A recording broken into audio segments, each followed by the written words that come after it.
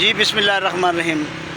मैं हिंदी मुजाहिद भट्टी और मैं ई वेले हाँ सरीना के करीब तरीन एक पार्क है सरीना पार्क उनके कोल हमी तो इतना साढ़े नाल मुल्तान के एक नौजवान हैं जोड़े इतना मजदूरी करेंदे तो वो आइसक्रीम बेचेंदे असा उन्होंने को पुछते से कि वो मुल्तान तो इतना स्ट्रगल वास्ते मेहनत मजदूरी वास्ते आए तो उन्होंने को पुछते से कि वो ई महंगाई के दौर खुश हैं या कि उन्होंने गुजर बसर किमें थींदा पिया।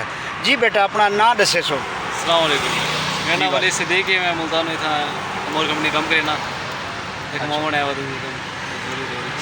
अच्छा ये दस के कितने पैसे कमा गिनने में? अल्लाह शुक्र है 1000-1500 बस खा पी के बच गए उनके नाल गुजारा थी वेंदा बस क्या गुजारा करने अल्लाह शुक्र बस इतना शुक्र कर कट करना इतना ज़्यादा करो शुक्र। अच्छा तो ये दस ई महंगाई के दौर क्या तू गवर्नमेंट वास्ते आखे से ई गवर्नमेंट को क्या करना चाहिए ये महंगाई के दौर? बस गवर्नमेंट क्या सकते हैं बस असल गरीब बंदे हैं यानी कि खुश कहने में खुश कहने ई वेले लोग महंगाई तो बहुत तंग हैं, हर बंदा परेशान है।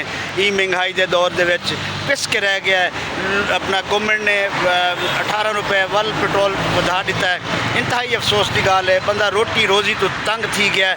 ई बंदे दी ई दोस्त दी मैं देख के हालत में को तरस आवन लग गया है। कई वेले बड़ा परेशान है कि शाम को 1000 रुपये अगर गिनते वैसी तो वो अपने बालों वास्ते अपने भेणी बिरावां वास्ते क्या गिन वैसी तो क्या ना गिन वैसी।